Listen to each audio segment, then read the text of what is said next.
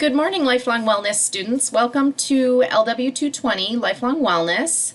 This is a completely online course, so everything you're going to be completing will be completed right at your computer and anywhere. You know, if you want to do it in the privacy of your own home, you can always go to Delta and use the computers out at Delta.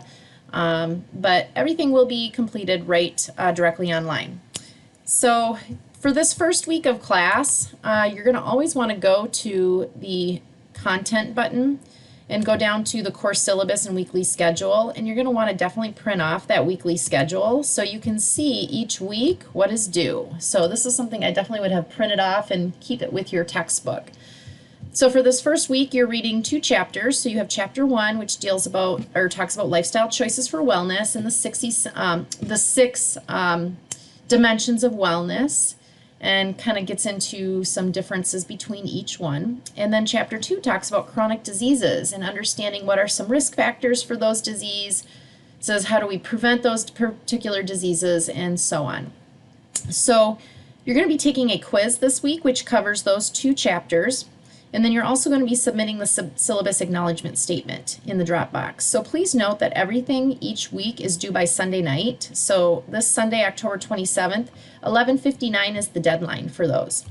So if you go back to our course in e-learning, as far as the quiz, you'll see under the quizzes button where you can take that particular assessment. Please note that all quizzes are timed. You have 30 minutes to take that assessment. They're all multiple choice.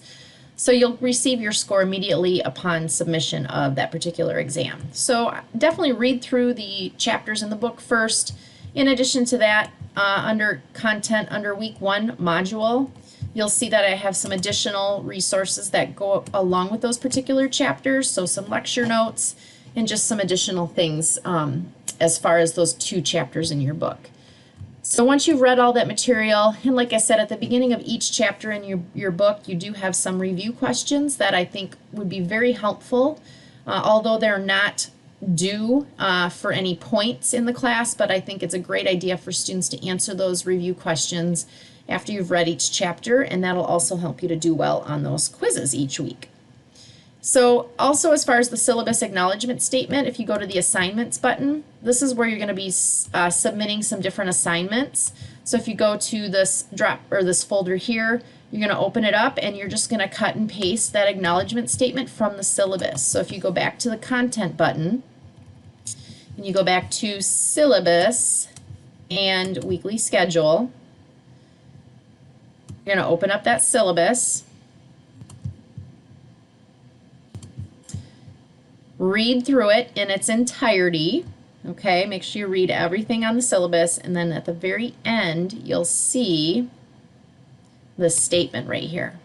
So what you're going to do is just copy and paste it. So copy it and paste it directly into that folder that I showed you. Make sure you do add your name, the date with it, and that's all you'll need to do as far as that syllabus statement.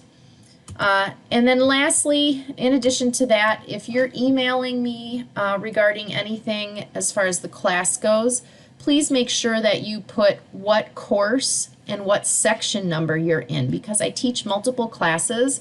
So when students email me and say, hey, I have a question about something that was on the test, if you give me the course name and the course section, I can easily pull up your test rather quickly than trying to search through my hundreds of students that I'm having different classes to figure out which class you're in. So please do that if you're corresponding with me through email, and also please use proper email etiquette. I did talk about that in the syllabus. Always have a greeting, hey Miss Jimenez, or hey Professor Jimenez, anything of that nature, along with what your message is regarding. And then obviously your name at the end. So, that's all very helpful as far as, sending emails to me.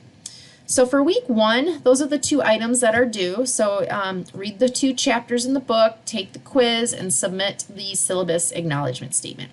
If you have any questions at all, feel free to email me, but have a great first week of this particular course.